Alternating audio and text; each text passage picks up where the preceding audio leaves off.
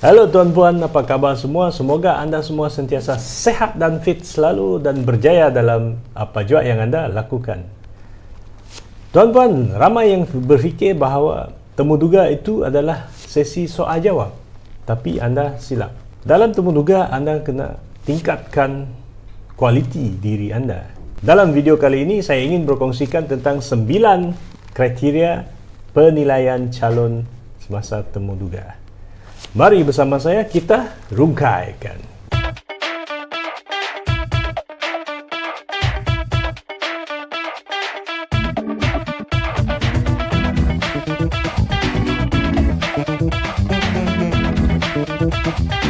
Baiklah tuan-puan, bersama dengan saya lagi, saya Matthew Barin. Kali ini saya ingin berkongsikan 9 kriteria penilaian calon. Tuan-puan, temu duga merupakan satu proses tapisan yang terakhir dan merupakan satu proses yang sangat penting bagi diri anda sebelum anda menjawat sesuatu jawatan.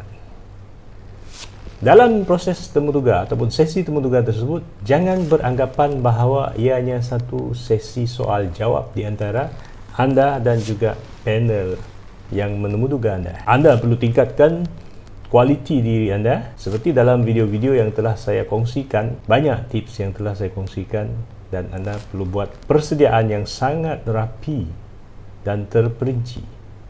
Ya, bukan hanya bila anda dapat surat ataupun email panggilan untuk temu duga, anda buat persediaan dalam sehari, 2 hari, tak cukup. Anda perlu buat satu persediaan semasa anda dah mohon jawatan tersebut. Terus buat persediaan sehingga panggilan ataupun surat panggilan sampai kepada anda. Tuan-puan kena ingat, dalam setiap sesi temu duga ataupun proses pengambilan untuk sesuatu jawatan itu, ada ramai calon yang bersungguh-sungguh dan yang bersedia dan yang telah membuat persediaan sangat rapi dan bersungguh-sungguh untuk menjawat ataupun lulus temu duga untuk sesuatu jawatan. Jadi anda akan bersaing dalam satu pengambilan, contohnya jawatan PTPO N19 ataupun jawatan PPK. Mungkin ada 10 sahaja kekosongan, tapi pemohon ataupun calon yang datang temu duga beribu-ribu orang. Bayangkan pihak penemu duga tersebut, mereka kena buang kalau contohnya 1000 orang calon dan hanya 10 jawatan kosong, maka yang 990 itu terpaksa dibuang. Anda yang 1000 orang ni perlu bersaing dengan diri anda. Dan yang menentukan keputusan ataupun menentukan diri anda lulus temu duga ataupun tidak adalah diri anda dan juga calon lain. Bukannya panel yang menggagalkan anda. Anda tak bersedia, kemungkinan anda gagal. Kemungkinan anda akan diatasi oleh calon lain. Nah, begitulah situasinya. Baiklah, kita teruskan dengan 9 kriteria. Yang pertama, cepat. Kriteria cepat ini merupakan satu kriteria yang perlu ada pada diri anda. Sekiranya anda menjawat sesuatu jawatan kelak, anda perlu melaksanakan tugasan anda, tanggungjawab anda dengan cepat. Cepat maksudnya jangan melengah-lengahkan tugasan anda. Kalau kita lihat dari contoh prosedur kerja yang telah ditambah baik dengan buat proses cepat, contohnya pasport warga negara Malaysia yang pada dulunya beberapa tahun yang dulu yang mengambil masa sangat lama, iaitu contohnya sebulan hingga ke 3 bulan, dan telah dipendekkan kepada 3 hari. Lepas daripada 3 hari itu dikurangkan lagi masanya sampai 1 jam saja boleh siap. Kalau dikirakan sebenarnya tak sampai 1 jam, beberapa minit saja pun boleh siap. Tapi sekarang dia sudah 1 jam boleh siap. Daripada 3 bulan ataupun 1 bulan tu, 3 hari itu dia boleh cepat terus pergi ke 1 jam. Sekiranya anda berurusan dengan pelanggan, setiap kerja tu perlu dipercepatkan asalkan ianya tidak melanggar etika ataupun melanggar integriti penjawat awam. Pelanggan kita, mereka nak cepat, semua nak cepat. Kalau boleh dia tak nak tunggu pun, tak nak tunggu 2-3 jam Kalau kita pergi ke hospital ataupun klinik, kita akan menunggu 4 jam, 5 jam. Tapi proses rawatan tu tak sampai setengah jam pun, mungkin 10 minit. Di masa menunggu tu mungkin agak lama. Jadi di situlah tuan-puan, sekiranya anda nak menjawat jawatan penolong pegawai perubatan ataupun separa perubatan ataupun sebagai pegawai perubatan pula, anda kena fikirkan bagaimana nak mengurangkan waktu menunggu. Yang kedua, tepat. Dalam apa yang kita buat, yang kita laksanakan, yang kita bagi maklumat dan sebagainya, ianya perlulah tepat. Kalau ingat dulu zaman no wrong door policy, semuanya ada di satu saluran ataupun satu center. Tidak adalah pelanggan kita akan pergi ke jabatan ini, lepas tu dia akan dirujuk ke jabatan satu lagi, pergi ke jabatan satu lagi, atau pergi ke agensi satu lagi, dan dia akan dijadikan seperti bola. Pergi sini, pergi kaunter ini, oh salah, pergi kaunter satu lagi, salah. Jadi setiap maklumat ataupun khidmatan yang kita berikan kepada pelanggan kita perlulah tepat. Jika anda menghadiri temuduga, anda perlu faham tentang kriteria ini, supaya anda boleh memberi ulasan ataupun huraian yang betul, dan anda memahami apakah yang dimaksudkan dengan tepat. Tepat ni kita memberi servis ataupun perkhidmatan kepada pelanggan kita dengan tepat, dan kita tidak salah memberi maklumat, salah memberi perkhidmatan, dan pelanggan kita pula tidak salah pergi ke kaunter ini. Contohnya dia perlukan perkhidmatan ini, tapi dia pergi ke kaunter itu. Jadi dia kena tendang, tendang sini, tendang sana, jadi macam bola. Jadi ini satu masalah. Yang ketiga, integriti.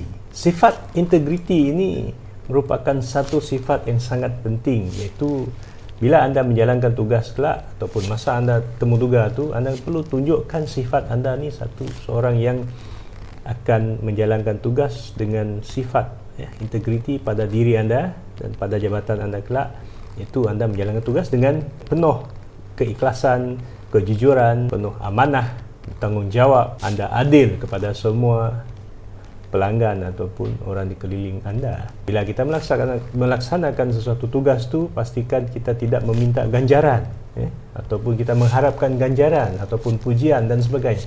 Anda kena melaksanakan tugas anda dalam keadaan di mana anda perlu tanggungjawab. Anda perlu melaksanakan tugas dengan penuh tanggungjawab, ikhlas, jujur, memiliki sifat ketulusan. Itu merupakan satu sifat integriti. Jadi bila anda temuduga kelak, tunjukkan sifat-sifat tersebut. Sekira anda disoal dalam situasi, soalan berbentuk situasi dan sebagainya, anda jangan cuba berbohong ataupun anda cuba mencari jawapan yang anda rasa tidak tepat, tapi anda mencuba. Itu menunjukkan bahawa anda tidak ada kepastian. Tapi jangan jawab jawapan yang salah. Terus terang bahawa tuan, saya mohon maaf kerana saya kurang arif lagi tentang perkara ini. Namun demikian, saya akan buat kajian dan saya akan mencari jawapan yang betul pula. Pastikan sifat integriti itu sangat tinggi. Yang keempat, facilitate.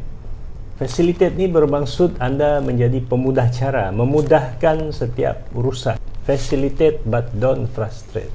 Pastikan anda menjadi pemudah cara ataupun jadi penyelesai masalah, bukannya membawa masalah kepada pelanggan kita. Jadi ciri seperti ini perlu ada pada diri anda sebelum anda pergi temuduga.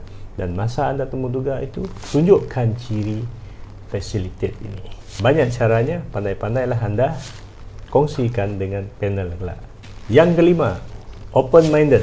Open-minded ni anda perlu memiliki satu daya pemikiran ataupun sifat diri yang berfikiran terbuka. Kadang-kadang ada panel yang bertanyakan soalan-soalan situasi, dan ada juga yang sedikit berbentuk tekanan ataupun provokasi yang tidak melampau, dan dia menguji tahap pemikiran minda anda. Dan sekiranya anda tidak menunjukkan sifat terbuka, anda hanya berfikir pasal diri anda, kepentingan diri anda, anda tak berfikir secara terbuka, tuan-puan kena berfikiran terbuka semasa anda pergi temuduga. Sebelum anda pergi temuduga tu, tingkatkan sifat-sifat yang berfikiran terbuka. Sebab bila anda di temuduga kelak, anda akan diuji, dinilai dari segi sifat-sifat ini. Berfikiran terbuka ini juga adalah anda tidak sensitif terhadap sesuatu perkara. Anda sentiasa menerima teguran, memberi pandangan yang positif, sentiasa menerima apa bentuk perkara yang akan dibawa oleh pihak pelanggan. Yang keenam, loyalty. Loyalty ini adalah kesetiaan anda sebagai penjawat awam.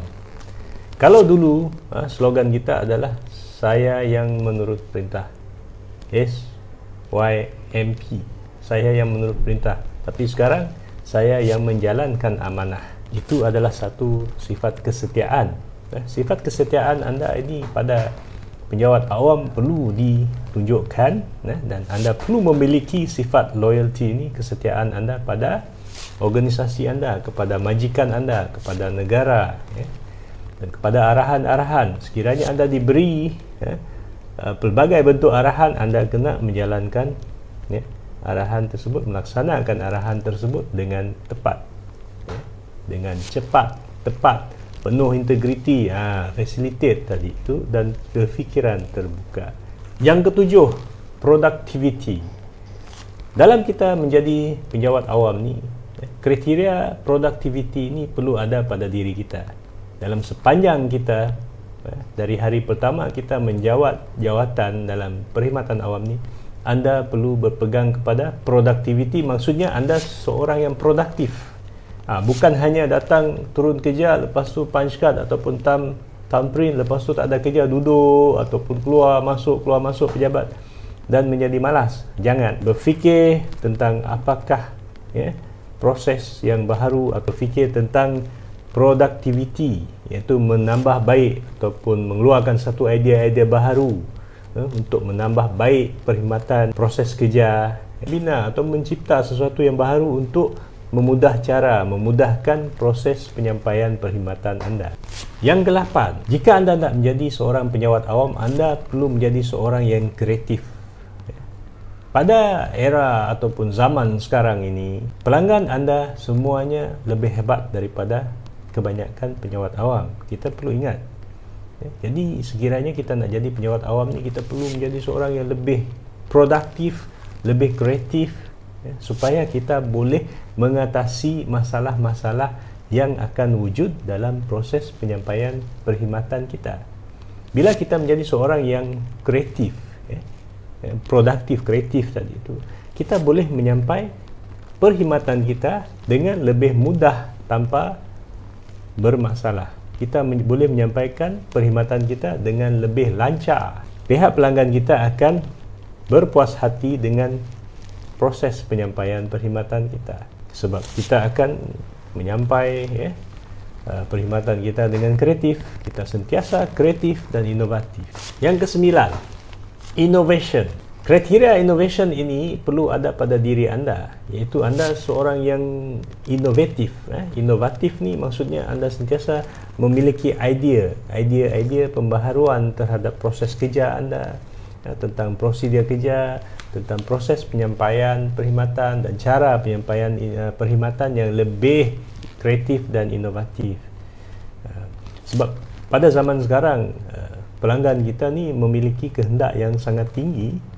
Mereka nak cepat tadi, lepas tu semua perkhidmatan kita dia nak cepat. Maka kita perlu berfikir tentang proses ataupun cara penyampaian perkhidmatan yang lebih inovatif. Kita sentiasa menghasilkan produk ataupun penyampaian perkhidmatan yang lebih inovatif. Contoh macam zaman sekarang ni, musim pandemik COVID-19 ni, kita perlu berfikirkan tentang cara kita menyampaikan perkhidmatan tanpa berurusan secara fizikal. Pelanggan kita tak perlu lagi mengunjungi pejabat kita. Kita perlu fikirkan tentang cara yang lebih inovatif untuk kita menyelesaikan masalah-masalah pelanggan kita. Terima kasih kepada semua kerana sudi bersama dengan saya sehingga ke penghujung sesi perkongsian ini.